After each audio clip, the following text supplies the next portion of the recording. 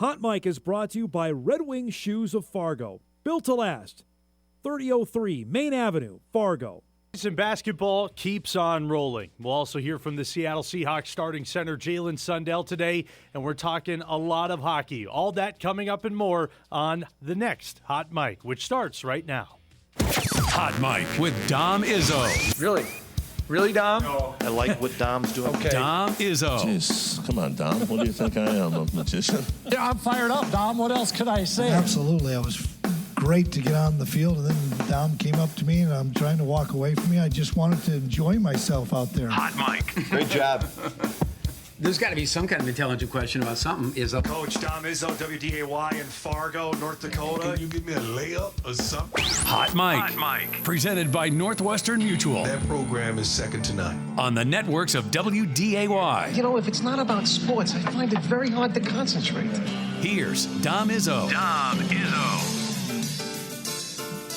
Good Friday morning. Welcome to this weather's getting a little ridiculous edition of Hot Mic. Thanks for joining us, however you are. WDAY Extra, KSFL TV in Sioux Falls, KNBN in Western South Dakota, also streaming on inform.com. One more day until the weekend. Keep on chugging. You're almost there. Hello, everybody. Sam Getzinger filling in for Dom Izzo today. He has got the day off. He's trying to stay warm in this frigid temperature. I think we're all trying to do the same. I hope you're doing your best at it, at least trying to. I'm trying my best. The boys in the back will be happy to know that I busted out my winter jacket for the first time this year. I am, many may not know, I am not good when it comes to preparing for the weather, whether that is sunshine, heat, rain, snow, cold, doesn't matter. I do not do good. I always wear the wrong thing. I didn't own a pair of gloves for years. I finally found some, so I have dusted that off and broke it out of the closet. So that is a big win in my book. But this is too cold for me. I know we live in North Dakota and we shouldn't complain, but man, this stings when you go outside. I'll tell you that much. This is tough. For those that also don't know, I was a news reporter for a couple of years before moving on over to sports. So I have spent many nights standing on the side of the road covering blizzards and traffic conditions and what frostbite will do to you. And I thought those were some cold days, but this week is on another level, that's for sure. Again, thanks for joining us on this Friday morning. One more show to wrap up the week, get into a busy sports weekend. It's that time of the year. State tournament's coming up right around the corner. We're less than a month now away from that, from the busy stretch starting. It's that time. We got a loaded show for you today. A lot happening. The AFC, NFC championships, they're coming up this weekend. Special guest joining us here in about 20 minutes or so. We'll hear from Seattle starting center Jalen Sundell ahead of their matchup with the Rams. That's coming up shortly this morning. We're also going to turn our attention over to high school basketball with that state tournaments, plural, coming up pretty soon. We'll hear from Matt Norman, who is the head coach of one of the hottest teams in the state right now in Central Cass. They just got a win against Kindred earlier this week. I believe we're going to catch Matt on the bus heading up to Devil's Lake. They got a 2-day stretch up there over the weekend. So we'll hear from Matt Norman coming up later on this morning. And just a heads up for you, it's a hockey-heavy second hour. We're going to cover all three levels, high school, professional, and college, coming up in the second hour of the show. We got Grant Paranica on, the head coach of Grand Forks Central. He'll help recap what happened on Tuesday in the Knights' win over the Moorhead Spuds. I would say the top team in the state of Minnesota, and the top team in North Dakota got the better of them. So we'll hear from Grant coming up to start hour number 2. Also, Brad Schlossman will join us. I believe he's in Arizona. UND taking on the Sun Devils this weekend. We'll get an update on everything UND hockey coming up later on this morning to help wrap up the show. But let's start on the hardwood last night with Bison men's basketball, singing their swan song in Denver. Last time they'll play in Denver in a Summit League contest because, of course, Denver leaving the league after this season. They're heading off to the West Coast Conference. And, of course, Denver, as you remember, Tim Bergstrasser leads the way for them. You heard from Tim earlier this week on this program, and he brought a lot of really, really good talent with him. And this game last night, it got dicey in the second half, but it was also really exciting. Here's what went down. Early in the ball game, Trayson Anderson was hot from deep. He knocks down the three. He had 10 points in the game. That would give North Dakota State an early lead. 10-4 at this point. Zane Nelson was on fire last night for the Pios. That one from deep as well. And then Zane Nelson again to make it a one-possession game with 16 minutes left in the first half. Still plenty of basketball left to be played. NDSU would then go on a run with 9 minutes left. They are up by 10. Damari Wheeler-Thomas, the feed over to Markai Strickland. 12-point lead at this point. As we approach the final 2 minutes of the first half, Travion Carson, another game, good down low. And the Bison, 45-32. Denver would hang around at the end of the first half. But North Dakota State would take an 8-point lead into the break. So the second half we go, and Denver firing on all cylinders. They went on an 18-0 run to start the second half. Gabe Oldham with a wide open lane for the dunk. It's 54-50 at that point. Denver now with the lead after their monster run. But this is when North Dakota State would start to wake up. They get the basket there. The lead's back with 10.5 left to go. 57-54. 7 minutes left. Up by 1. Tay Smith, big-time shot. That extends the lead to 4. And then this was the dagger for North Dakota State. Final 30 seconds of the second half. Andy Stefanowicz with a monster contested three in the corner, mind you. That would give North Dakota State a 7-point lead, and they would hold on for the win. Andy Stefanowicz, what a ball game, especially from beyond the arc. 4 of 5 from deep, of course, that one to essentially ice it. I think the NDSU men's basketball Twitter program had the best tweet where they posted the video and said onions, which if you're not familiar with March Madness basketball, that's a legendary call. Onions, making the home team cry. Andy Stefanowicz went 4 of 5 from deep. He finished with 12 points. Another great outing from Travion Carson. 23 points, 5 rebounds, 2 assists, had 2 steals and a block in there as well. Markai Strickland, 13 points. In all, what are we counting here? 1, 2, 3, 4, 5, 6 guys in double figures for North Dakota State. Not too shabby. Feddersen coming off of the bench was good as well. He had 10 points. And then for Denver, Carson Johnson. Do you remember Carson Johnson? He led the way for Denver with 21. Zane Nelson had a really good game. Carson Johnson was the Dragon who did not see a lot of playing time at the beginning of the season last year and then really came on and became one of the best players in Division II towards the end of last season for Minnesota State Moorhead. So he's leading the charge down there for Denver. Jeremiah Burke, the NDSU transfer, has been really good with Tim Bergstrasser as well. He had 13 points last night and 5 rebounds. So North Dakota State gets the win. They're now 17-5 overall, still unbeaten in Summit League play, a perfect 7-0. Denver's going to come to Fargo on February 5th. That should be a good game. So mark that on your calendars as 1 to attend. No doubt about that. That'll be fun to watch. North Dakota State will have Oral Roberts coming up later on this weekend. We'll remind you of that later on in the show. Now, while that game was going on, there was another good one down in the Twin Cities between St. Thomas and South Dakota State. St. Thomas right behind North Dakota State in the Summit League standings after NDSU beat them last Saturday. This is what happened in their game last night down in their brand new barn. And based on the highlights here, you would have thought this was a 3-point contest. Both teams on fire from beyond the arc in last night's matchup. Here's how it started. Nolan Minasali, first basket of the game, drills the wing 3. It was a big night for the big man, Carter Bierke. He finds the lane, finishes at the rim. UST leads 7-4 at this point. Jack's up by 9 with just under 9 minutes left to go. Here's Bierke once again with a deep 3, buried it. South Dakota State up by 2 with 6 minutes left. How about Bierke again? In transition, the big man knocking down the 3. He was pretty good. He had 5 threes in the game, including this one from the logo to end the half. St. Thomas would take a 1-point lead into the break, and then South Dakota State would start to respond in the second half. Joe Seiler had a really good game for SDSU. He hits this deep three to give SDSU the lead back. Still plenty of time left in the second half. Oh, and then if we weren't sick of the threes yet, we got more coming. Matthew Moore's knocking down the three from the wing. He got into the three-point party. And then Nick Janowski decided he wanted to do the same. Hits the step-back jumper. St. Thomas and South Dakota State back and forth in the second half. It's 58-50 with SDSU up at this point. And then Bierke drills another one. Again, 5 threes in the game for the big man. Pretty impressive. USD leading by 3. Matthew Moore's, again, same spot as before.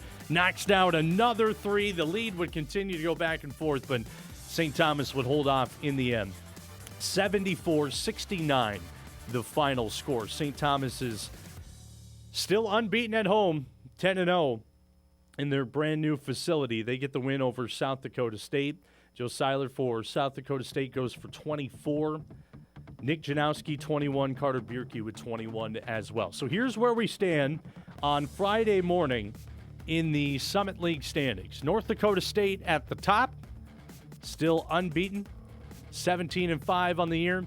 St. Thomas 5-1 after their win, 16-5. And it's worth noting, mind you, that UND basketball, that's a team to watch moving forward. These guys have been rolling as of late. 5-2 in conference play. They beat Oral Roberts the other day. Able to pick up the big win down in Tulsa. So keep an eye out on North Dakota. They also got a win over South Dakota State and South Dakota earlier in this conference stretch. SDSU sits at 4, South Dakota sits at 5. So that's where we stand right now in the Summit League men's basketball standings. And as I mentioned, North Dakota State will take on Oral Roberts coming up on Saturday in Tulsa, Oklahoma. It's a 7 o'clock start time for that. You can catch that on the Summit League Network. Over on the women's side, NDSU, after their win against St. Thomas on Wednesday, still unbeaten. That win streak is still rolling. They got South Dakota coming up on Saturday on a game you can watch here on WDAY Extra if you don't want to go out in the cold. Again, we'll remind you of that a little bit later on. South Dakota State got the win over Omaha earlier this week. They're 5-1. And now there's one thing to note here. In the net rankings, of course, bracketology will come out later on this morning. In the net rankings, South Dakota State is now 42. North Dakota State is now 44. Someone's going to have to riddle me that. I understand that probably it's got to be a strength of schedule thing. South Dakota State has had a better strength of schedule, especially in the non-conference compared to North Dakota State. Dom and I were having this conversation yesterday upstairs in the office. If you beat a team head-to-head and your records are what they are, I feel like you should be ahead of that team, of said team. Like North Dakota State, the roles should flip here. NDSU 42, South Dakota State 44. I understand it's a strength of schedule thing. There's no doubt. NDSU has played a lot of teams in the 200s or so, and South Dakota State has not. They've played some tougher competition, non-division, or they haven't played any non-division one competition this year. So that makes sense. But that's where we are in the Summit League women's standings right now and the net rankings. NDSU at 44, South Dakota State at 42. We'll see what changes as the year goes on. Of course, South Dakota State has to come up to Fargo here pretty soon towards the end of the conference stretch, so we'll be looking forward to that game. But for both the men and the women, for NDSU, winning that Summit League tournament is going to be huge. There's no doubt. So that's an update on the Summit League from last night. It's going to be another busy day coming up tomorrow. Reminder for you, here's what's coming up throughout the show today. In just a couple of minutes, we'll hear from Jalen Sundell, the former Bison, who's now the Seattle Seahawks starting center. Good conversation he had with Dom ahead of their NFC Championship later on this weekend, so we'll hear from Jalen in just a moment. Also, at the bottom of the hour, 9:35, Matt Norman will join us, the Central Cass boys basketball head coach. They're making their way up to Devil's Lake. They've been one of the hottest teams in the state of North Dakota. We'll hear his thoughts on the season. That's coming up at 9:35. And at 10 o'clock, Grant Paranica, the Grand Forks Central head hockey coach, will join us He'll get his thoughts on the year so far and what went down in that major win over the Moorhead Spuds back on Tuesday. And at 10:35, Brad Schlossman will join us to talk about UND hockey and their upcoming series with Arizona State. That's coming up on this Friday morning edition of Hot Mic. Our guest lineup brought to you by Northwestern Mutual. We'll take a break. When we come back, we'll get into that conversation with Jalen Sundell and a whole lot more to get to as this Friday morning rolls on Hot Mic.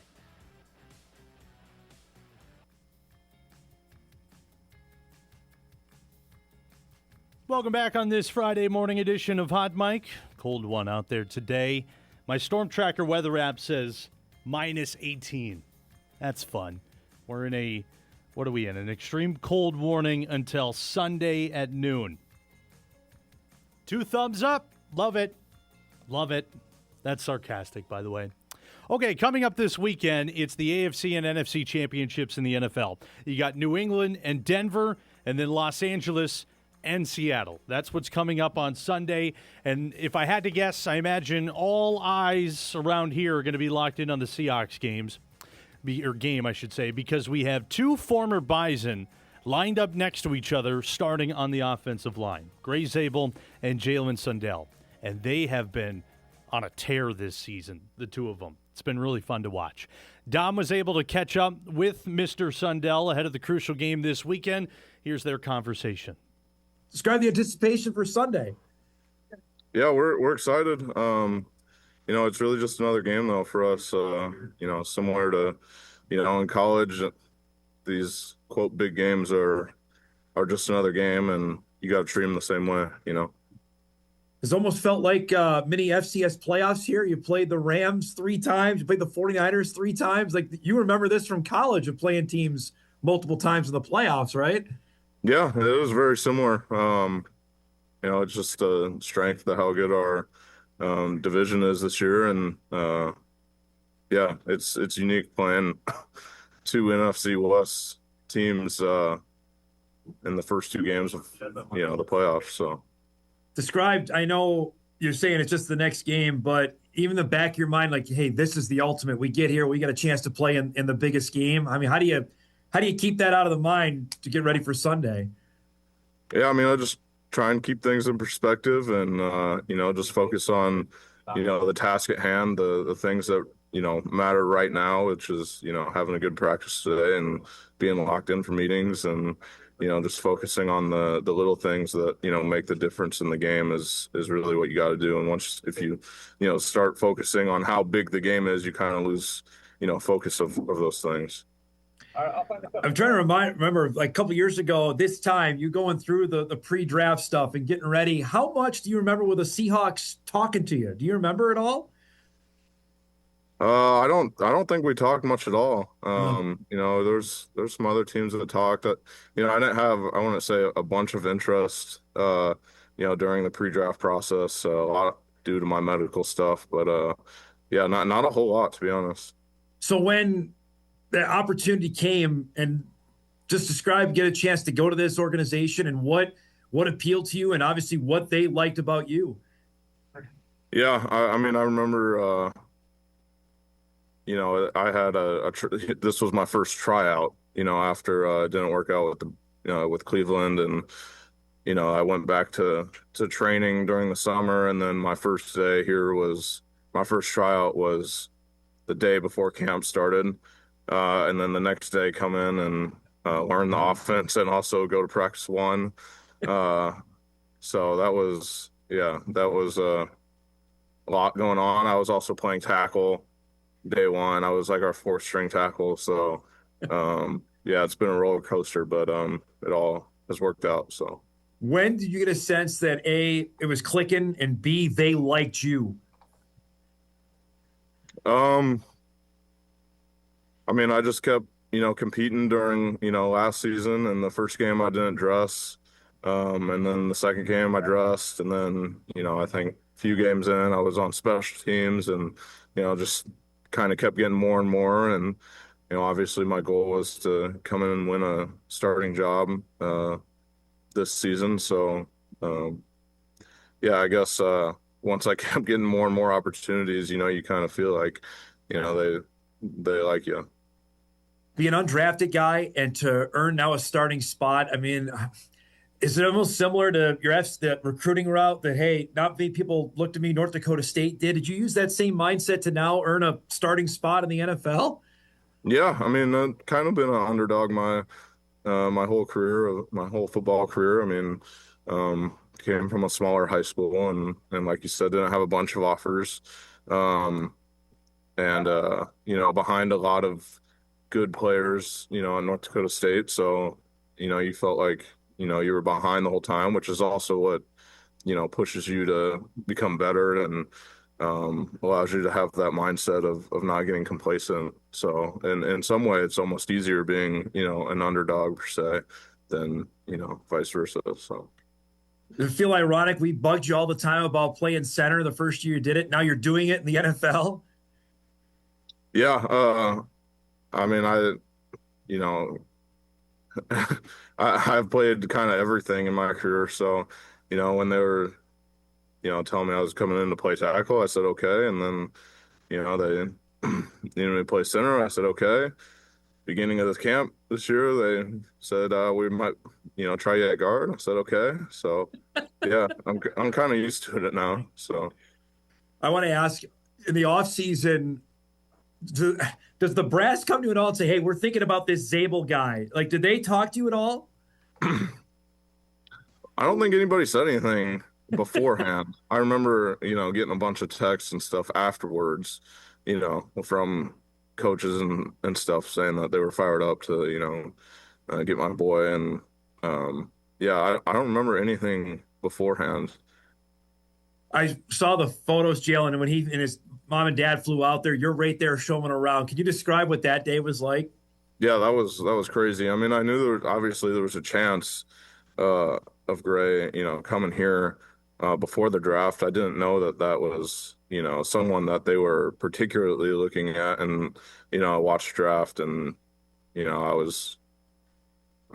my eyes, he's got a, 1 in 32 chance of coming here. So I didn't, I was super pumped when they said his name, and then he's out here the next day, which was just surreal to, have no clue. And then 24 hours later, he's out here and, on our team. So it was. Describe how the city has embraced, like he obviously took to it right away, but seems like the city, the fans have exploded and over an offensive lineman. It's not a quarterback, a running back, a linebacker. You're out there. Can you describe what this has been like for him? Yeah. I mean, like you said, everybody I think has, jumped on the Gray Zabel train, which is awesome. Who wouldn't? So, great player and also, great personality that is real likable. So, I guess that didn't surprise me too much. You guys line up together, I don't know how many times here. Now you're doing it in the NFL. I mean, I know you're in it, but you just stop to think like this happened in Fargo and now it's happening in Seattle. Yeah, it's crazy. I mean, it feels like comfortable, like we've been here before, so we've played in, quote, big games, maybe not as big as this one, but it feels the same to us. I mean, that was, national championship in college was our Super Bowl. So, it didn't get any bigger for that. And, this feels very, familiar and, there's not a whole lot of, anxiety about playing in a big game. So yeah, we've taken a lot of what we've learned and from college days in the playoffs and quote haven't played in big games. They're all like the rest of the games. They're just football. So it feels comfortable and familiar. Have North Dakota State be represented not once but twice over. Describe that. I know how much you guys brag in locker rooms on Saturday. What is that like to have two guys from the Bison there? Yeah, it's pretty great. We actually have, I think, quite a few FCS guys relative to other teams. So it's kind of fun to, talk FCS football. I don't think there's a lot of teams that are talking FCS football. And then the fact that I, get an extra guy on my side is pretty great. To have this happen in 2 years, if I would have told you this when you were getting ready doing this 2 years ago during the pre-draft process, would you have believed me? Oh no, I mean there was a point, after it didn't work out with Cleveland, I went back to training. There's not a lot of tryout guys that, make even sign a contract, let alone make the roster. So there was a lot of maybe I'm I'm done playing football. So yeah, it's crazy. I got to ask you about the news this week of Coach Kramer retiring. Describe what he meant to you when you got here from Missouri to what happened when you left Fargo. Yeah, man. I mean, he means everything, to the guys that, the alumni and the guys that played. I mean, he taught us so much, more than just, weight room stuff, but, life lessons. And, yeah, he means the world to us. And, yeah, we're waiting on the statue. So. To have as many offensive linemen now in it, I remember talking to you about this when you're getting ready for the draft and everything about becoming the next. Now to see it all over, there are not just offensive linemen everywhere that are former Bison playing in the NFL. Now that you're a member of that fraternity, what's that like now to be a part of it? Yeah, special group. I mean, it's something that you dream about in college and see other guys do it and don't know if you're that type of guy or not. And yeah, it's a special group to be a part of. Last thing, bud, I really appreciate. Tell me what this is like for your mom and dad and your sis of experience. I know they never miss a game. What's this been like for your family? Oh yeah, they're traveling like every weekend on so many flights, and they're super thrilled to come this weekend and be able to watch the game. But yeah, they're stoked. They love coming out here. They got their travel plans down to a T. So.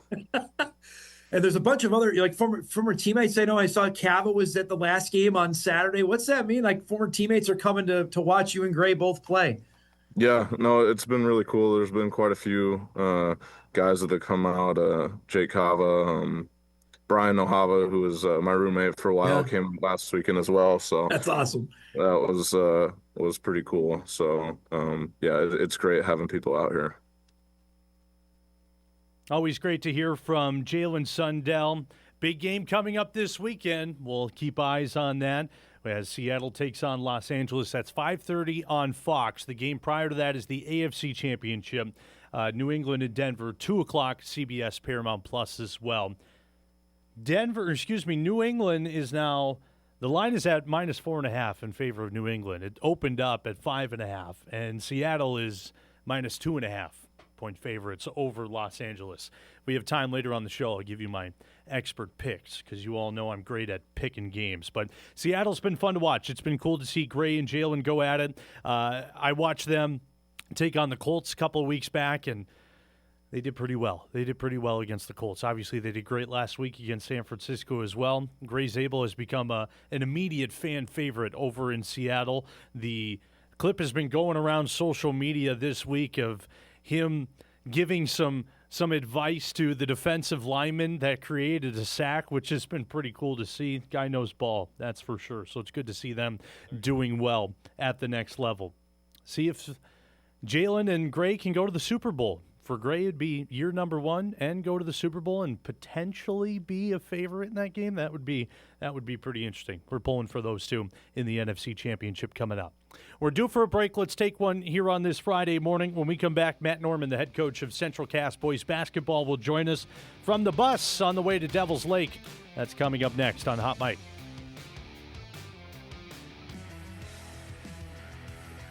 Welcome back on this chilly Friday morning. Hot Mike rolls on WDAY Extra. Sam Getzinger filling in for Dom Izzo today. He'll be back with you on Monday.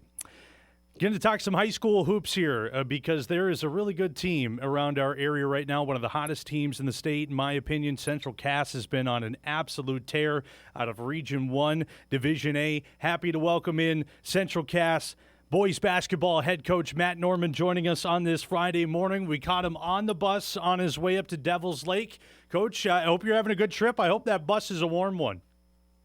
Yeah, we're warm so far. So, we're just excited to be able to get on the road and play some more ball. Appreciate you having us on today. Absolutely. Got to talk about what you guys have been up to this season because it has been really fun to watch. We had your guys' game against Kindred as our game of the week on Tuesday. We'll get to that in a little bit. But 8-1 start to the year, a win streak right now. 9 games into the season. What's your assessment on where things are at with Squirrels basketball?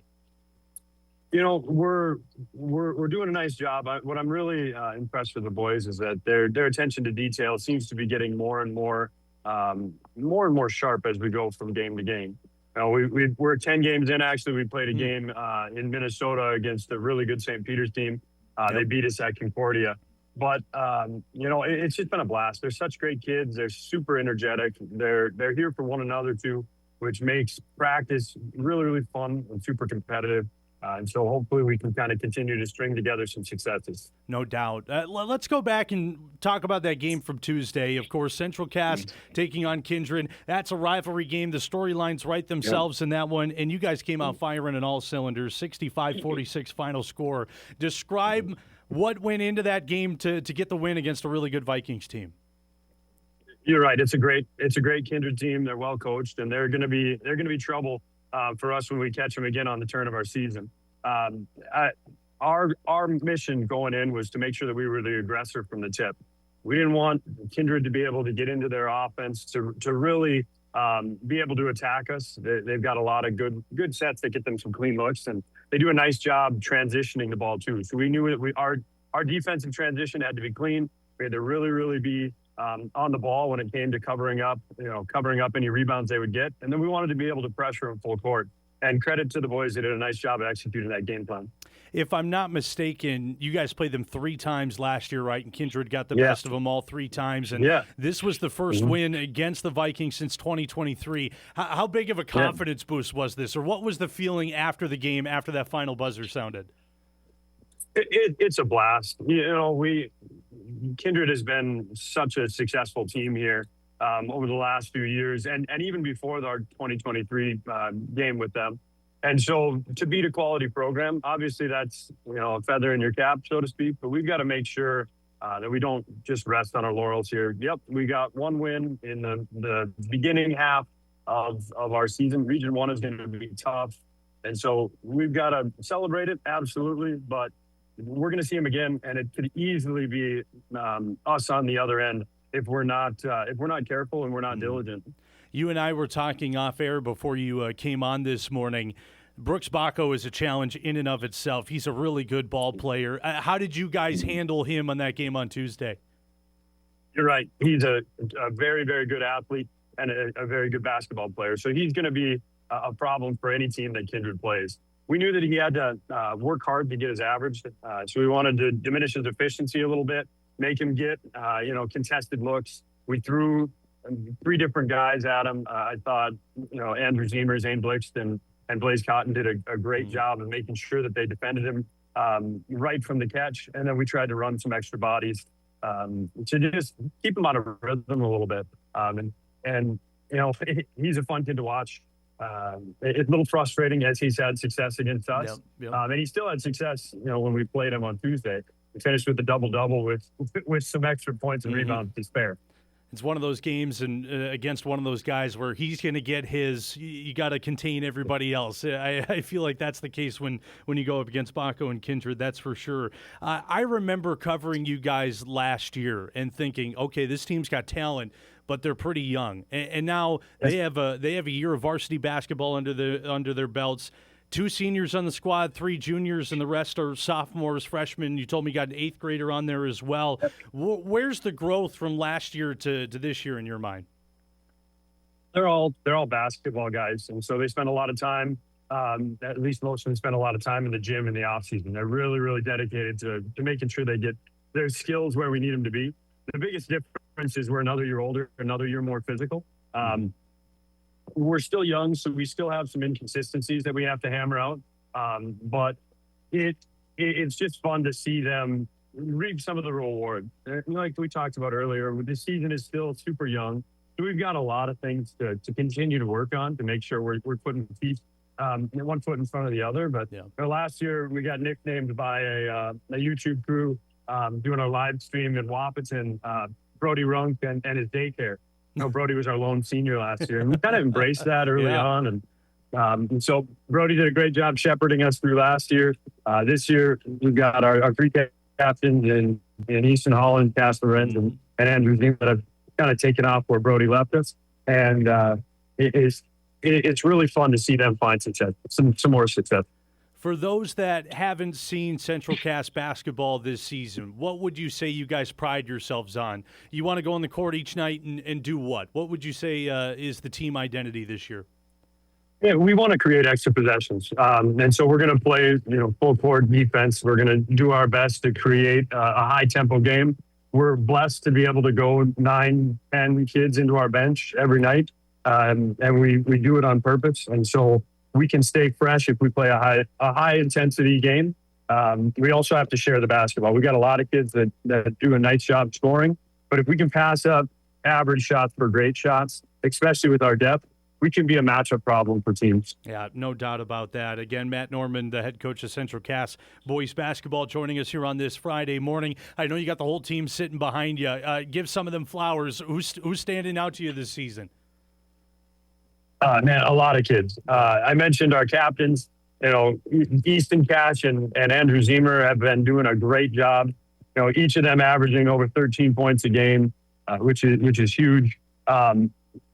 Andrew Zemer is sharing the ball really, really well. He's our point guard. He runs our offense for us, and he's at about 6.5 assists a game. Easton does a great job defending the block for us and averaging over 3 rebounds a game. And Cash can be just instant offense. We played a tough game against the Lisbon team, and Cash was our leading rebounder. And so their willingness to sacrifice for the greater good is unbelievable. Yeah. It's tough to just stop at 3. We've got a ton of kids, in Keegan Peterson, Cole Boer stretches the floor so well for us. And we mentioned, Zane, Ben Nelson, super physical force for us. Jackson Deutsch brings a ton of length and energy. Blaze Cotton is a great athlete. That's the best part of Central Cass basketball right now is we're blessed with that depth. Yeah, depth is really important, and it's ever crucial as we get closer to postseason play. You touched on Region 1 just a couple of moments ago. 6 out of the 7 teams are well above 500 right now. Region 1 basketball in Division A is really good, isn't it? It's great. It's my favorite. I'm biased, but it's my favorite. It's my favorite basketball in the state. I think we see a lot of back and forth, a lot of teams that are able to trade games. And so when we hit that end of February, beginning of March, it's going to be interesting to see how everything shuffles as far as seeding going into the region tournament. We're happy that, as of now, we're undefeated in the region, but there's a great chance that changes if we aren't super diligent because there's a lot of quality teams that are well coached with great kids they're there to win basketball games. Mm-hmm. One more before I let you go. I think one of the last few times we had you on was right when the 3-class system was being implemented in boys basketball. We're a couple of years into this now. What are your thoughts on where everything's at with the 3-class system for North Dakota? I like it. As a 3-class system, I've already kind of said I'm a little biased. It allows us to keep a level of play that is super consistent. We're also getting 3 games most nights where we play a full JV and C squad schedule. And so that is definitely a blessing. And I think it makes our region tournaments even more competitive as we get into March. I also appreciate that the 3rd and 4th place game in the region tournament is no longer, I don't want to say it was for nothing before, but it was our chance to, maybe get a look at the next team. And it's very important to give the seniors their last shout out. Mm-hmm. But now that 3rd and 4th place game gets you into a challenge game. Mm-hmm. And we go play a team from Region 2, see if you can get yourself into the state tournament. I'd like to see us maybe rotate from just north-south to an east-west challenge game, but I understand the logistics of that. But it's been a blast. It really has. Yeah, it's been fun to watch over the last couple of years. Some really good basketball in all 3 divisions. I lied. I got another one for you. You got rugby in Turtle Mountain this week. What's the scouting report coming up on the next couple of games here? Yeah, it's going to be a really great weekend in Devil's Lake for us. We play rugby. They're really, really scrappy. They got a couple kids that shoot it pretty well. And so defensively, we got to make sure that we lock in. And again, like we mentioned, we want to push some tempo. We want to see if we can get them up and down the floor a little bit and capitalize on some of our depth. Turtle Mountain has had a great start to the year. I think they're 8-2 as well, with their losses being pretty contested games against quality teams.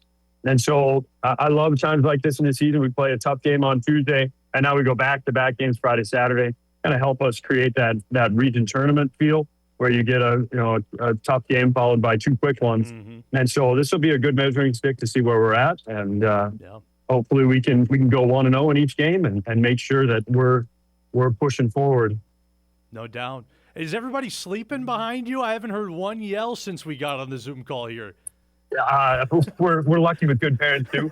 So they gave us some donuts before we left. Good deal. And most of the kids are trying to get their extra sleep here. Good deal. Good deal. Well, have a safe trip up to Devil's Lake, and of course, getting back home. I know you guys got a busy weekend, rugby and Turtle Mountain on the schedule. Best of luck in those games, and we'll catch up with you soon. Hey, I appreciate you having me on. Thanks so much. Not a problem. Matt Norman from Central Cast joining us here on this Friday morning edition of Hot Mike.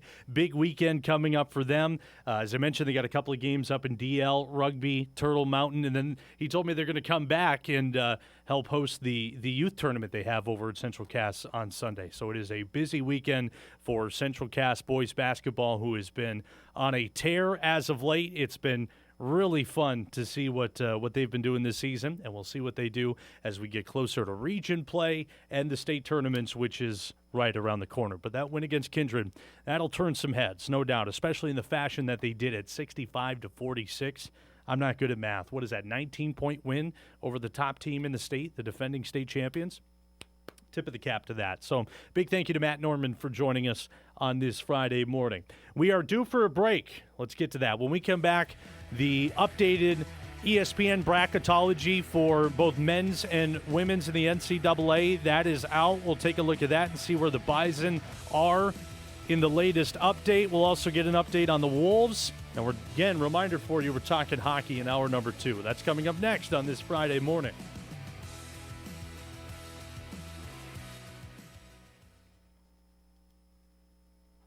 On this Friday morning, a couple of minutes left to go here in hour number 1. Big thank you once again to Matt Norman, for joining us, head coach of Central Cast basketball, on their way up to Devil's Lake for a couple of big games in Division A. Great conversation with him. If you missed it, you can podcast it later on this morning. Grant Paranica joining us in a couple of minutes as well to talk about Grand Forks Central hockey. We'll have Brad Schlossman on later in the show to talk about UND hockey to help wrap things up on this Friday morning. I promised you a Wolves update. We'll get to that probably in hour number 2. We'll also chat some Wild in the second hour as well. But the latest ESPN bracketology is out. Again, it gets updated on Tuesdays and on Friday mornings. And we got some shakeups. Brody, if you want to throw it up on the men's side of things, North Dakota State, you see them there on the left side in the Portland region. They've bumped up a spot after their win against Denver. Joe Lenardi now has them as a 14 seed. That's not just sneaking into the tournament, folks. That's pretty impressive. A 14 seed. They were a 15 seed back on Tuesday.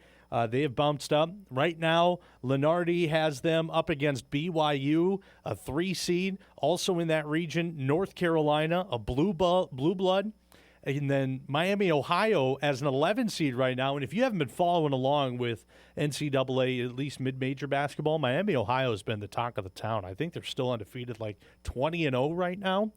That's not bad. Imagine if this holds chalk. I know we got a long way to go. Imagine if this holds chalk throughout the rest of the regular season, through all the conference tournaments. We do get this region, and somehow Miami finds a way to beat North Carolina, and North Dakota State finds a way to beat BYU. And you get Miami and NDSU in the next round. That would be fun. That would be pretty awesome. That's a long shot. I know I'm putting the horse well above the cart, or ahead of the cart. That's the saying. I'm putting it well ahead there, but that would be pretty interesting. But as of now, North Dakota State in as a 14 seed, according to Joe Lenardi. Now, the net rankings have been updated as well in NCAA men's basketball, and that's another thing I am scratching my head on. In the Summit League, St. Thomas is at 117. North Dakota State is at 134. How? North Dakota State beat St. Thomas. They're 7-0 in the conference, 17-5 overall. Joe Lenardi has them in as a 14 seed. How is St. Thomas 17 spots ahead? Someone's going to have to riddle me that. I understand, like we said at the beginning of the show, yeah, it's probably a strength of schedule thing. I wouldn't doubt that. But if you beat someone head-to-head and have put together the season that you're at and you're getting conversations like this to be into the NCAA tournament, how is North Dakota State not ahead of St. Thomas in the net rankings? I know I'm getting on my soapbox here and I sound like a grouchy old man, but I don't understand it. I'm confused. The net rankings, I think we need to look into that a little bit more. Because also over on the women's side, as I mentioned earlier, they have since been adjusted since I last mentioned it this morning. South Dakota State was 42. They're now 44, but North Dakota State is 45. How does that work again when North Dakota State has beaten South Dakota State already and they're back one spot of them in the net rankings? That one makes more sense in a strength of schedule because South Dakota State hasn't played a non-Division I opponent this season. I get that part, but if you beat them head-to-head and it's that close in the net rankings, how is North Dakota State not ahead of South Dakota State? That's where I'm confused. So we'll have to see. Over on the women's side, Brody, if you want to pull this up, that bracketology has been updated as well. They have North Dakota State in as an 11 seed. NDSU is in the Fort Worth region, which is at the bottom of your screen there. Scroll down just a little bit more. North Carolina at 6, NDSU at 11. That would be a pretty fun first-round matchup down in Fort Worth, Texas. Also in that region, TCU and McNeese. So North Dakota State's not sneaking in on the women's side either. They got a pretty high ranking there in the latest one that Charlie Cream, has put out for ESPN. Minnesota, one of the last 4 byes, they're in as a 9 seed. So we'll see. We got a long way to go. Long way to go until we get to that point. They're telling me to wrap it up here for hour number 1. So let's get to a break. We'll step aside. When we come back, we're talking a lot of hockey in hour number 2. Grant Paranica will join us in just a couple of minutes, talk about Grand Forks Central hockey. That's coming up when we come back on Hot Mic.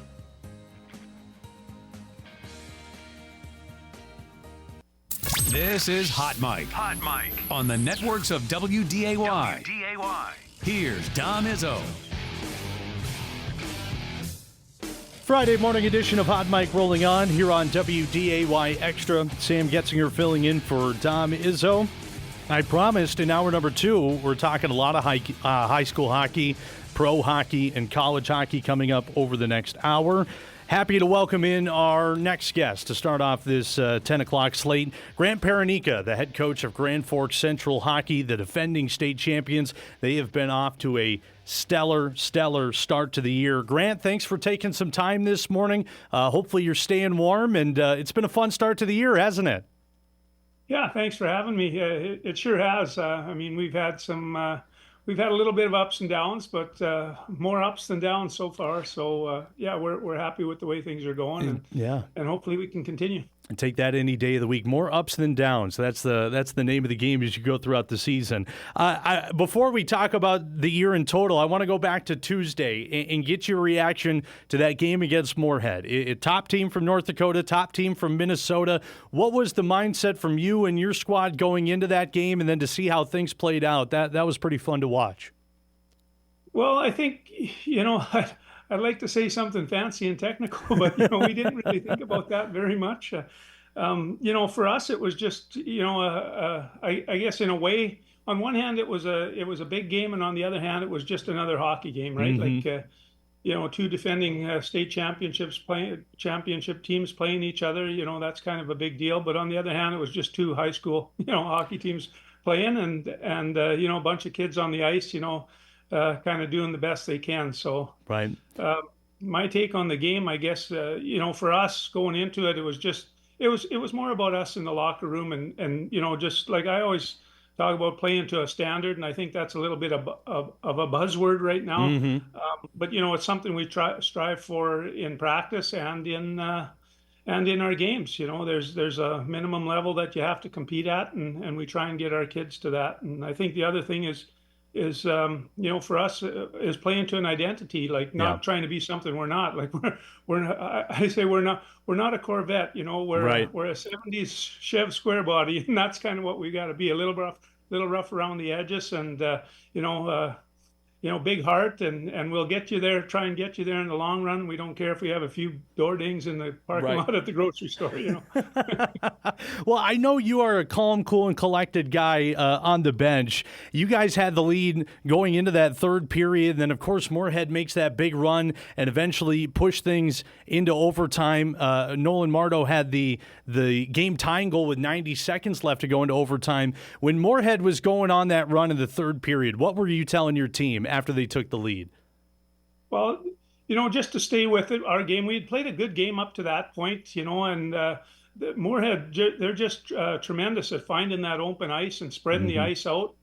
I guess jumping up with the rush, their D jump up real well, and they move the puck so well. They're all skilled players, and we thought we'd had played a good game to that point. Like I think we had a bit of an advantage, if anything, in checking. We checked real tightly, and we had good support players around the puck. And it was just a matter of, hey, stick with what we're doing. We were having success at it, and there's no need to panic at that point. We're still in basically a one-goal hockey game. Right. Of course, you get the OT winner. Spicer was able to get it done in overtime. I was leaving the rink after the game, and I could hear what sounded like quite the party going on in the locker room. I know it's North Dakota and Minnesota, and it doesn't mean much for state rankings, but this win definitely meant a lot for your team, didn't it? Yeah, there's a little bit of a rivalry there, and sometimes I think maybe we don't get the respect we deserve, and it just kind of says to me in the big picture that there's some good hockey players over across the river too, right? Yeah. And we have a ton of respect for Moorhead and the Minnesota programs, and we love playing them, and we work with them in our high performance programs, and and theirs, and they're great colleagues, and they're good to work with, and that's kind of helped improve our hockey somewhat, and I hope we've kind of helped to raise the level of their play too, and at the end of the day, that's what you want to do. We're not the end of the food chain. Of course, we're just a step along the way for a lot of kids, and we want to do the best we can for the kids that we've got at those age groups. Let's talk about the year as a whole. If I'm not mistaken, I believe you guys are 14 games into it right now, coming off of a state title run last year where you got the 30th in program history. How has this team handled having the target back on their backs this season? Yeah, I think pretty well. We just try and take it one game at a time and focus on those things that we just talked about earlier, playing to a standard and playing to our identity and sticking with that. Maybe not try to block out, not listen to, the fluff and everything that's kind of talked about it. But, we have struggled a few times too, right? And I think that's a good thing.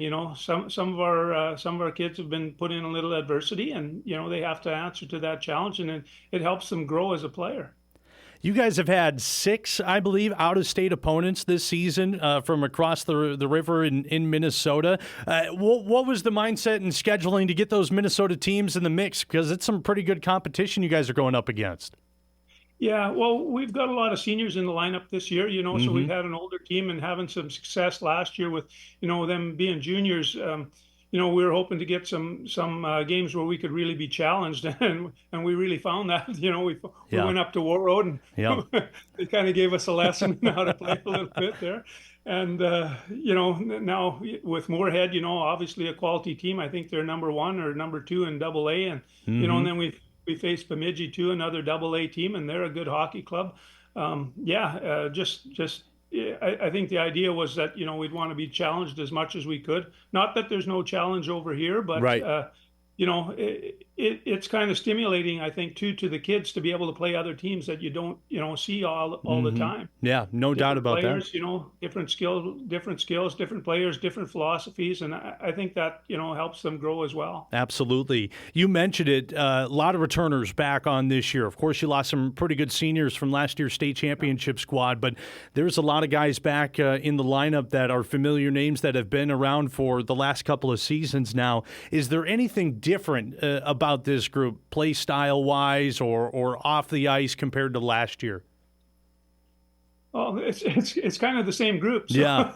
Maybe a little more seasoned, Mm-hmm. and they've taken the new. We've got some sophomores that have been, doing extremely well for us as well on the back end, and then up front too. So they've kind of taken them under their wing, and we let our seniors kind of lead in the locker room and off the ice, and as long as they're directing them in the right way, and we have all the kids buying in, I think. Nothing really changed. I think that's part of our standard is this is kind of how we operate and this is how we behave. And like we said, it gives us success a little bit more often than not. So.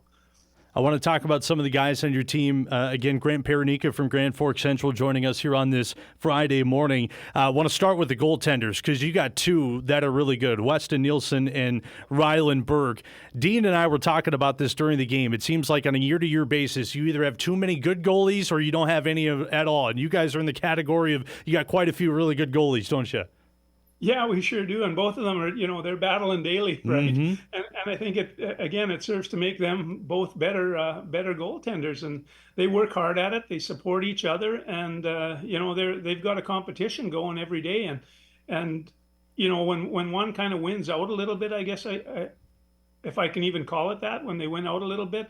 Then that kind of only spurs the other guy to, the other goaltender to kind of pick up his game or puts him in a little adversity. And that's a good thing for him to face, right? Like if they're planning to play on and play at higher levels, you're going to run into those situations. And anytime you can, get a little experience at it so that you're not so uncomfortable in it when you move on, I think that's a good thing. Another guy I wanted to ask you about is sophomore Nolan Mardo. Him on that second line with Gavin Walkenfuss and Rylan Spicer is really fun to watch. Is Nolan a kid you knew that was coming up and you kind of had your eyes on him, or did he pop up out of nowhere? No, he was a special player all along. And, I think he took a few games to kind of find himself at the high school level, bigger, stronger, a little older kids. But he's really kind of finding his game now and coming into his own. And, he's clipping along at, three, even maybe even 4 points a game or 3+ at least. Yeah. So he's been terrific. He's a phenomenal talent, right? Like he's really poised with the puck, and when the game's on the line, like he's a competitor as well too. So all good things, and I see a future for him the way he's playing. There's no doubt. Of course, he had those 2 goals against Moorhead, the game tying goal in the third period as well, with 90 seconds left. Pretty impressive, and one at the end of the second period as well. One more before I let you go, Grant. You've seen North Dakota high school hockey throughout the year. Thoughts on where things are at right now, especially on the East region? What have you noticing this season from the rest of the state? I think we're in a good place. The East region, I don't know if East region in particularly. I know we're a little stronger in the East this year, and I think we're in a pretty good place. Like I think we've come a long ways in the past 7, 8, 9 years. We're continuing to grow. We still do kind of suffer from losing kids to out-of-state programs, which kind of hurts. It does. We're a small state, 20 high schools total. So we missed 10 kids, and that's a big number for us, right? So that's still kind of an issue for us. And as we've been coming along and growing our game and getting better, I think more and more kids are kind of starting to realize that, maybe that's not an option or a good option for me. Maybe I should be staying here, like kind of a you can get there from here attitude. Exactly. And I think, some of our kids with the success they've had coming out of high school, they can start to see that. Yeah, no doubt. And you guys got a couple of players over there as well that hopefully can make the jump to the next level and get it done from the state of North Dakota. That'll be cool to watch. Grant, I appreciate you coming on this morning. We'll let you go. I know you got to get busy or get ready for a busy weekend coming up. Thanks for joining us, and best luck to the rest of the season. Thanks much for having me. Yeah, absolutely. Grant Paranica, the head coach of Grand Forks Central, joining us here on this Friday morning, coming off of their big 5-4 overtime win against Moorhead. I was at that game. Dean Wilson and I were doing that here for our North Dakota-Minnesota high school hockey game of the week. Dean and I were walking out of the rink on Tuesday looking at each other like that was one of the better high school hockey games that we have seen at least ever or in a long time. It was really impressive for both teams. Grand Forks Central, I was curious how they were going to skate with a Moorhead Spuds team coming off of a state title run with all of the tremendous talent that they had. I was curious how Central was going to hold up. I know they're number one in North Dakota, depending on who you ask, I should say. But they went stride for stride with them, connected on their passes just like Moorhead did, and they scored the big goals when it counted. It was impressive. And I've seen a lot on social media, online, of people dogging on the Moorhead Spuds after that loss. I don't think you can. It's a pretty solid team. They're still my pick to win the entire thing over in the MSHSL in Class 2A. Things didn't go their way on Tuesday. That's hockey. And not every year can you win every single game. That's just how it works. And there's a human element to everything. Maybe that played a factor. I don't know. They looked pretty good on Tuesday. Grand Forks Central just got one more goal than Moorhead did. That's all it was in overtime. It was a good game. And Central looks like the real deal. Really, really legitimate contenders, as they are every year, to defend their title from a season ago. So we will see what happens. State hockey tournament coming up the last weekend of February. Looking forward to that one. Always one of my favorite times of the year. Grand Forks Central back at it tomorrow. They got Devil's Lake. They were supposed to have a game yesterday against Bemidji. That one got postponed due to the weather and how cold it was, but that has been rescheduled to February 6th. So once they get to that game, Grand Forks Central will have played 7 Minnesota teams, the defending state champs in Class A in East Grand Forks and 2A in Moorhead. They also played Warroad and Detroit Lakes. They played East Grand Forks twice, and then they'll have Bemidji out of a difficult Section 8, the same one that Moorhead's in, coming up in February. So Grand Forks Central, keep an eye on them. They look pretty good.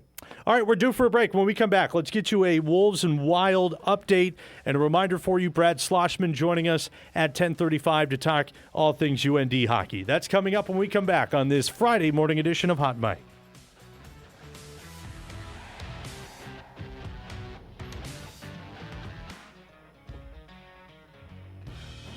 Hot Mike rolls on this chilly Friday morning. Hopefully you're staying warm. It's going to be cold throughout the weekend. It's not going to warm back up a little bit until Monday. Even then, it's still cold, but it won't be negative 40 or whatever it is now. I don't think we'll have exploding trees come next week. Has anybody seen that at all, by the way? I want to watch that happen, an exploding tree. Apparently, we're in that sort of warning at this point. That would be pretty cool to watch. Big thanks once again to Grant Paranica, Grand Forks Central head hockey coach, for joining us, talking about their big win on Tuesday against Moorhead and what's going on with the defending state champs. It's going to be fun to watch them the rest of the way. Keeping with the theme of hockey, I promised a Wolves and Wild update. Let's get into that. Let's start with the Wild. They were in action last night against a red-hot Detroit Red Wings team. Of course, the Wild coming off of a 4-3 loss to Montreal. Here's what happened last night down in the Twin Cities. The Minnesota Wild, this game was pretty interesting. This is how it went down. Lucas Raymond got the party started on a nice shot from the right circle. Mort Sider and Dylan Larkin getting the assist. Detroit would take a 1-0 lead in the first period, but with 2:45 left to go, Kirill Kaprizov had a monster game. I don't know how this one came. Sharp angle, a one-timer, just sneaks it past. Impressive. That one beating Cam Talbot. Kirill Kaprizov had quite the night. 3 points. You'll see another one later. Matt Zuccarello had a pretty good night as well. This shot on the backhand off of the rebound sneaks through Cam Talbot. Minnesota would take a 2-1 lead at that point. 2-2 tie after Detroit had a goal in there as well. Then we fast forward over to the third period with 14 and a half left. James Van Riemsdyk. NHL fans, you remember that name? It's been around for a while. James Van Riemsdyk. I haven't heard from him in a while. He gets the tip-in goal. 3-2 Detroit at this point. And then with just under 14 minutes left, Matt Zuccarello again gets the assist from Ryan Hartman and Kaprizov. That ties the game up at 3-3, and then we would go into overtime. And you do not want to see the Wild in overtime with Kaprizov, Quinn Hughes. When Boldy's healthy, he's out there as well. Kirill gets the OT winner on the wrister, assisted by Quinn Hughes. It's a 4-3 Wild win. They're now 29, 14-9, 14-6-6 at home. 3-point games from Kaprizov, 2 goals and an assist. Matt Zuccarello, 2 goals and an assist. Quinn Hughes with 3 assists as well. That's pretty impressive. Couple of things to note. The Wild are banged up here moving forward. Jonas Brodin, he had surgery on a lingering lower body injury. He will not play in the Olympics for Sweden. So one thing to note, there's no timetable for Brodin as of yet, but the good news is he's going to get back on the ice at some point this season. So the surgery comes at a pretty decent time with the Olympic break coming up pretty soon. But that Olympic break can't get here fast enough for the Wild. They've been dealing with quite a bit of injuries. Leading goal scorer Matt Boldy, he was out for the 4th consecutive game yesterday. Zach Bogosian out for the 9th game in a row. Good news, they did get Joel Eriksson Ek back and Marcus Johansson, but I think they're due for a break. And, of course, the Olympics coming up right around the corner. Before we get into our next break, a reminder, we're going to chat some more UND hockey coming up in just a moment with Brad Schlossman. That's coming up at 10:35. Let's get an update on where things are at with the Minnesota Timberwolves. They were in action again last night against the Chicago Bulls, and I tell you what, folks, the wheels are coming off the train for these guys. Holy cow. The Minnesota Timberwolves, they lost 3 straight on the road heading into last night against Chicago. All of them close, by 5 or less points. They finally had a home game after a long road stretch. But the Bulls, they're no pushover, that's for sure. We saw that a little bit last night. Here's how things got started. Anthony Edwards, good pump fake and a drive, finishing at the rack. Minnesota would take a 34-26 lead after that dunk in the second quarter. Still in the second quarter, Mattis Buzelis, 50-48 at that point as Chicago started coming back. They had quite the run in the first half. They overcame a 14-point deficit. And they withstood a 13-0 run later in this game, which we'll see in just a moment. Naz Reid with a good drive, a one-handed finish. Always good to see Reid having a good game. 110-104 at that point. With 1:20 left in the fourth quarter, Anthony Edwards to the other side of the court. Julius Randle, the extra pass. Jaden McDaniels, big-time 3. 115-111 here. Again, late in the fourth quarter. 1:13 left in the fourth. Colby White, corner 3, knocks it down. And it's a 1-point lead for Minnesota, 115-114. 34.7 seconds left. The Bulls are inbounding. Still down by 1. White to the Minnesota boy, Trey Jones. Oh, that's a tough lay-in. Trey Jones, the Apple Valley alum. His brother Tyus also went there as well. So Chicago takes the lead, 116-115. Anthony Edwards trying to do everything that he can late in the ball game. His corner 3 is off the mark. Chicago would shoot some free throws down the stretch. 120-115 the final score. And the Minnesota Timberwolves would drop their, what is that now, 4th game in a row? 4th game in a row as well by 5 or less. Oof. Julius Randle, wasn't sure if he was going to play. He was on the injury report with a left foot soreness. He did play at a team-high 30 points, 7 rebounds, 6 assists. Anthony Edwards, 20 points. Naz Reid with 20 points as well. And Jaden McDaniels had 16 in the loss. Kobe White's a pretty good guard, 22 points. And pair him up with Josh Giddey. They're dangerous when they're healthy. The old Chicago Bulls, they're back at an even 400. So when you look at the NBA standings as of right now, Minnesota has fallen into the play-in tournament status. They're now number 7 in the Western Conference. 27-18, 10 games back of Oklahoma City.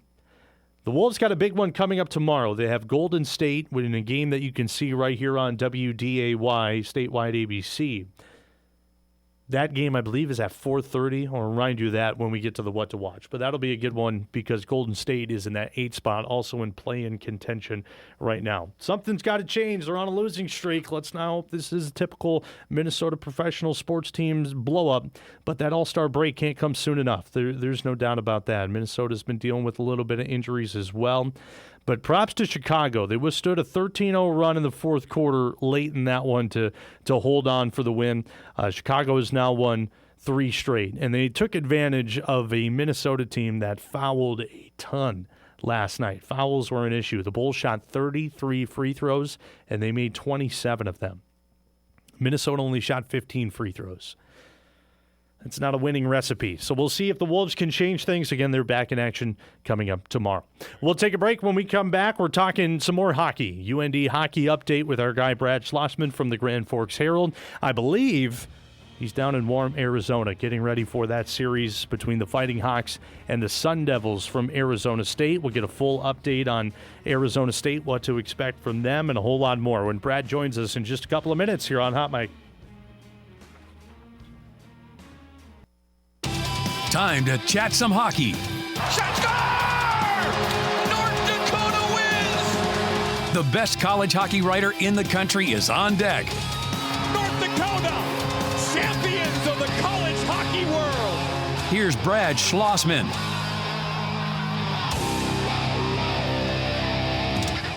Let's keep our hockey conversation going here in hour number 2. Welcome in Brad Schlossman from the Grand Forks Herald. Probably the luckiest guy I know right now because he's in Arizona avoiding the negative 50-degree temperatures, getting ready to watch some college hockey as UND prepares for their series against Arizona State.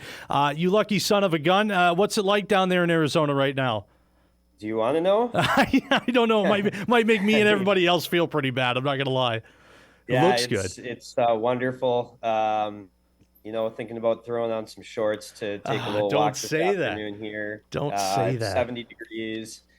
It was very stark difference from walking onto the plane and walking off of the plane yesterday. I bet. I think everyone, I was looking at the weather, a week in advance and saw the temperatures in Grand Forks and was like, oh man, this cannot be timed any better. Let's make this an annual tradition. NCHC send North Dakota to Arizona State every January. Well, yeah, February. Seriously, that's a nice little break up into this winter season. There's no doubt. I want to touch on Arizona State a little bit more in just a little bit. But for you personally, have you got used to going down to Arizona and covering college hockey over the last couple of years? I feel like there's still probably a lot of people that don't realize Arizona State has a college hockey team. Yeah, I don't think I've gotten used to it yet. I don't know if I'll ever get used to like walking around in shorts before I cover a game. Yep. The only other time I've done that was 2016 Frozen Four in Tampa. So yeah, I it's bet. not too common. But yeah, it's they do have a great following here. I think fans would be maybe a little bit surprised to hear that, but they pack their rink. The atmosphere is lively.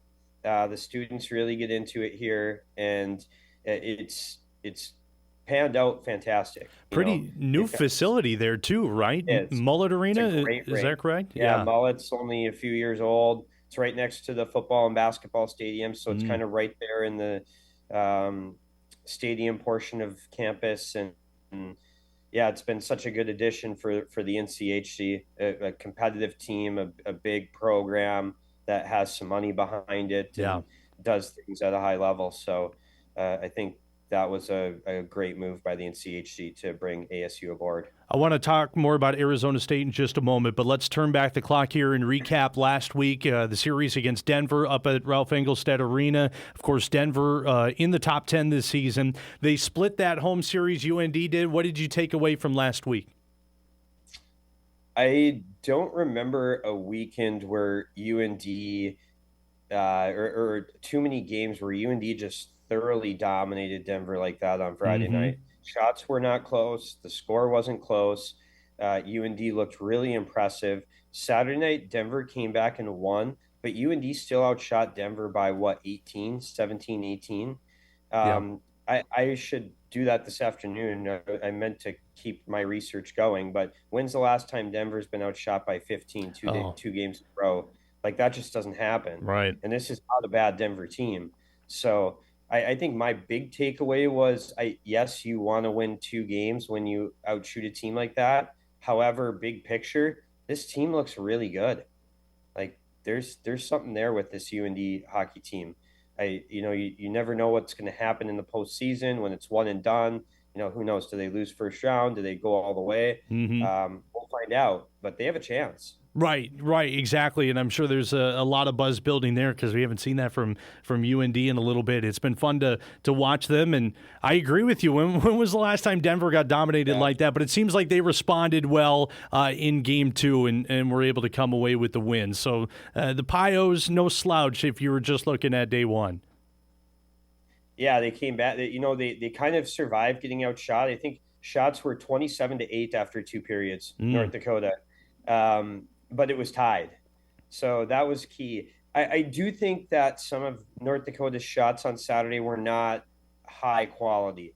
They weren't all like point blank. I didn't feel like Denver's goalie played out of his mind to win that game like you would expect with a differential like that. So maybe that's one thing UND will be keying on this weekend, how to turn some of that possession time into more high danger chances. Right, exactly. And again, Denver at the time, 9-10, depending on where you look at in the regular season rankings, 3-2 win to wrap up that series. So we'll put a bow on that. Let's look ahead to this weekend. Arizona State, as a club, obviously they got a lot of things going for them, but as a club this year, what have you seen from Arizona State? What's the scouting report coming into this weekend? Yeah, the first thing that jumps out about ASU is the top line. It's, Arizona State's, Minnesota Duluth's, those are two of the top lines in the country. If not the top two, North Dakota's going to play them back-to-back because after this, there's a bye week and then Minnesota Duluth. Yeah. But, the line of Shimmick, Potter, and Lucius has been really, really good. But that unit was just thrown for a little bit of a loop because Arizona State found out this week Colin Potter is out for the season. He had surgery yesterday. So now all of a sudden you have Cruz Lucius, Bennett Shimmick, and they need a new center. And I think that guy is going to be former Fargo Forest captain Kyle Smolin. Okay. And he's a terrific player. His points probably aren't as high this year because he hasn't been playing with his offensive players. But I think he's a guy, when you put him between Lucius and Shimmick, he's going to thrive. So, but that also, what that does is it wears on ASU's depth a little bit. That there's 2 forwards now who are out for the year. Jack Beck went out for the year in late November, and now Colin Potter, first-round draft pick, he's out for the year too. So that takes away a little bit from the depth. Do they throw, Lucius, Shimmick, and Smolin all together? Do they try to split them up and spread out the offense? My guess is they put them together. Okay. We'll find out. Okay. And then the other thing that jumps out about ASU, their goaltending has been outstanding. They've played Connor Hasley. He's a transfer from Bentley, who led Bentley to the NCAA tournament. They've also played Samuel Urban, a freshman from Sioux City in the USHL. And they've both played great, and they've needed to because ASU is a pretty young D-corps. Yeah. So that young D-corps, especially early in the season, went through some ups and downs. They've played much better as of late.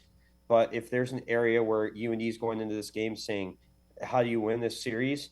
It's make life difficult on a young defensive core. That has to be what UND's goal is this weekend. Right. And it's tough going up against UND when you're already lacking in depth and they can shoot from everywhere. Speaking of goaltending and connections between our neck of the woods and Arizona State, there's quite a few, and there's some I want to touch on here. Gibson Homer, is there a potential we're going to see him against his former team? And you have the article up on the Grand Forks Herald. He's a pretty interesting guy, isn't he? Yeah, really smart kid. He started school. He went to school in Spanish language, and he didn't take full English classes in English till he was 16 years old. He got a perfect score on his math ACT. Graduated from ASU in 3 years, 4.0. Now he's coming back this weekend, and I think he's pretty excited about it. Dane Jackson did not commit to any goalie plan for this weekend. Okay. I do think there's a chance he gets in. He hasn't played the last couple of weeks, but he's been banged up a little bit. Now he's healthy, and I think if he's healthy and ready to go, I do think there's a chance they split the goalie starts this weekend between him and Jan Spunar. Okay. All right. We'll have to see. And there's another connection between North Dakota and Arizona State. Jake Livanovich, talk about his ties to Arizona State. And I'm also curious, is the buzz for Livanovich, Hobie Baker, is that building as the year goes on? I think we're starting to hit that point where it can. It hasn't been super high yet, but he's only 4 points away from being the top defensive scorer in the entire country. Wow. So I think there is a chance that we'll see some buzz from Jake Livanovich, who is from Arizona. He's from the Phoenix area. His brother, Johnny Walker, played at ASU. He was like their first like cult hero fan or player. Mm-hmm. The fans just love. He's like a legend here. So last year when North Dakota played here, they had Johnny Walker drop the opening puck, the ceremonial puck, and usually they send the captain out to take that. UND sent Jake out to take the faceoff from his brother. So pretty cool moment there. And yeah, he's having just a phenomenal season. I thought Dane Jackson had a really good comment about him when he talked about, when he came here, he was billed as this offensive player. Mm-hmm. He is. He's a very good offensive player. Like I said, 4 points from leading the country in D-man scoring. But he's become like one of their, if not their best, one of their best defensive defensemen. When it's like crunch time and, it's that, last minute of the game and you're trying to preserve a lead, Jake Livanovich is the guy that they roll out there. He's turned into a really, really good all-around defenseman. Okay, well, that's good to see. Is there a favorite for the Hopi right now? I haven't followed a ton with everything we got going on. Who would you say is the favorite right now for the Hopi Baker? I think Minnesota Duluth's Max Plant is the clear favorite for me. Denver's Eric Polkamp's having a great year as well. So it's, two NCHC guys. NCHC's won a lot of titles, hasn't won quite as many Hobies. This year, I think the Hobie might be coming to the NCHC. Okay, that'd be good. Max Plant, a Hermantown kid, getting it done for essentially the hometown team.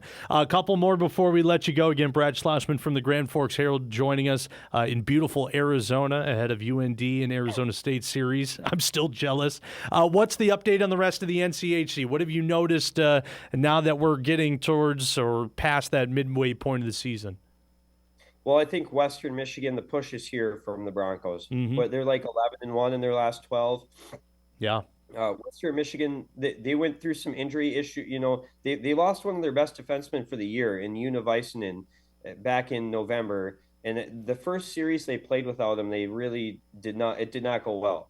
I think they've figured that out now. And in Hampton Slakinski, the goalie from Warroad, his last 5 starts, I think he has a .973 save percentage, which is absolutely incredible. Good.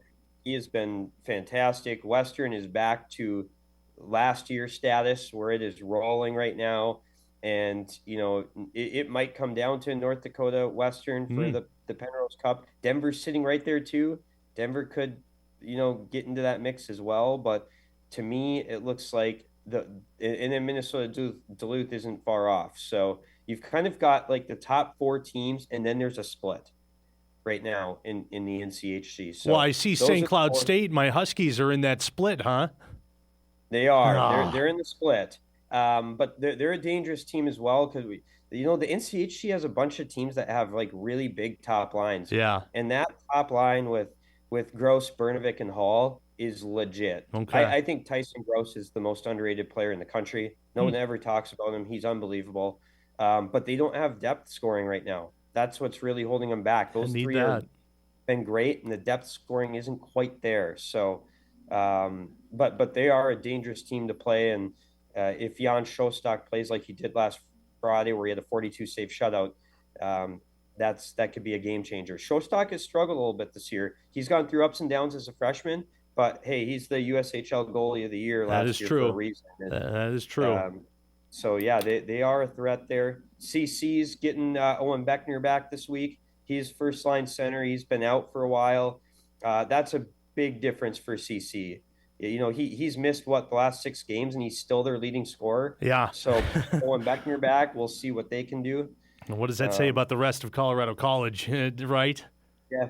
He's been carrying that offensive load, and they're a young team up front, and he's a guy who's had a year under his belt of college hockey. So, that could be a game changer getting Beckner back. Okay. One more, and we got a couple of minutes before we got to go to break. I know you cover Grand Forks Central hockey a little bit. We had Grant Paranica on. Did you see the score of the 5-4 Moorhead overtime win, and what was your reaction to that?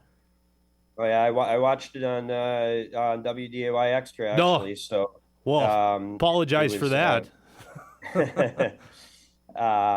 It was a great game. It was a really fun high school game to watch, I thought. You saw the teams kind of going back and forth, some of the skill, and that's a pretty big statement win for Central. As they're hanging in there, you're watching and you're like, wow, that's impressive. And we just haven't seen a lot of cross, the Grand Forks schools have played like East Grand Forks and Warroad and some of the, maybe Roseau here and there, but we haven't seen them play Moorhead or a lot of these AA schools. They just haven't played a lot of them. And it makes me wonder now, how would some of those other Central teams do? They had a couple teams with like 7 D1 players on them. Yeah. And it would have been fun to see them play some big-time Minnesota programs. I hope we continue seeing some of the top North Dakota teams play the top Minnesota teams, because I think they prove they can hang. Absolutely. I think before that game, if you talk to a lot of people, they would have thought Moorhead would run away with that. But Central proved they can hang. I know Moorhead was missing Joey Cullen, but still, that is a loaded team with a bunch of D1 kids on it. So right. Top two lines are loaded with D1 talent, and also their D pairs are pretty good too. So that was one of the better high school hockey games I've seen in a really long time. That was really impressive.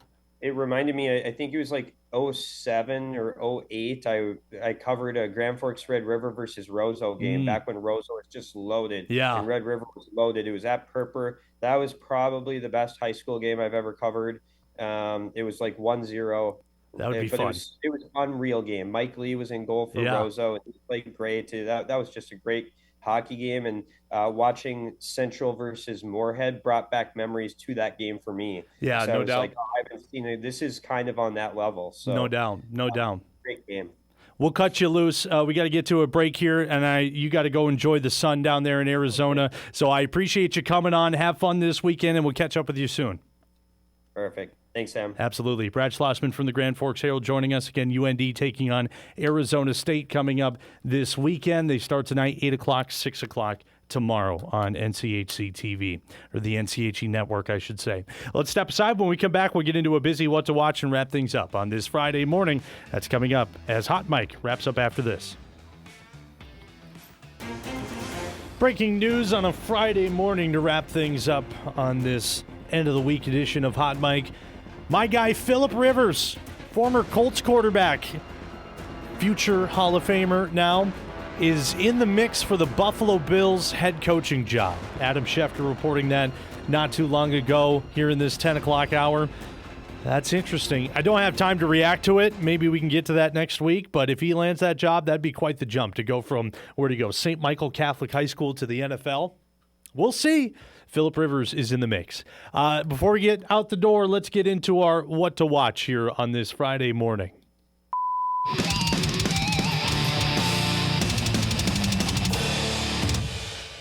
All right, we got high school basketball coming your way this evening on WDAY Extra. Our game of the week features Davies and West Fargo, the Eagles and the Packers, for some North Dakota high school boys basketball, 7:30 tip-off. I'll be in West Fargo to that. We'll keep our eye on the weather, keep our eye on the schedule. I haven't checked as of late. As far as I know, the game is still a go, which is a good sign. So you can tune into that coming up later on this evening at 7:30. Also later on tonight, as I mentioned, UND hockey in action, taking on Arizona State on NCHC TV. 8 o'clock puck drop for that down in Arizona. Other events happening this evening: Ohio State, Michigan, pretty solid men's basketball game in the NCAA, 7 o'clock on Fox. And the American Express Championship, if you want to watch some golf and look at some warm weather on TV, the American Express Championship is on the Golf Channel this afternoon into the evening, 3 to 6 o'clock. Tom Hoagie is in action. I haven't seen the scoreboard. He was up there pretty high yesterday. I didn't see where he finished. We'll get an update on that potentially next week if Tom Hoagie has a good finish or not. And then for the rest of the weekend, reminder, North Dakota State women's basketball coming your way tomorrow. 1 o'clock start time against South Dakota, a sneaky good team in the Summit League. Myself, Dom, and Amy Ruley will be on the call for that. So looking forward to that game. Then on Sunday, Bison Wrestling at 1 o'clock on WDAY Extra as well. Cal Baptist comes into town. You get to see the Bison wrestling team back in action. They're at home for a decent stretch, and then they're on the road again to wrap up the regular season. For the rest of the week, you got the Minnesota Timberwolves in action, taking on Golden State on ABC tomorrow at 4:30. Then, of course, on Sunday, the AFC and NFC championships with New England taking on Denver. 2 o'clock on CBS, and Los Angeles taking on Seattle, 5:30 on Fox and also on Paramount Plus. I forgot to add in there, but also want to mention North Dakota State men's basketball taking on Oral Roberts tomorrow.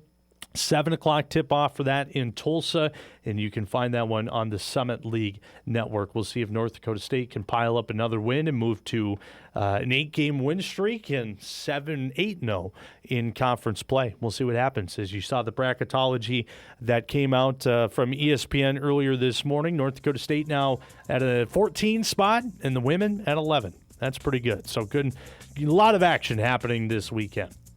It's been fun. It's been fun this morning. Big thanks to Jalen Sundell, Matt Norman, Grant Paranica, and Brad Schlossman for joining us today. If you missed any part of the show, you can podcast it later on Inform.com, WDAY+, or wherever you get your podcasts. Thanks for joining us. Dom will be back in on Monday. Stay warm. Have a good weekend.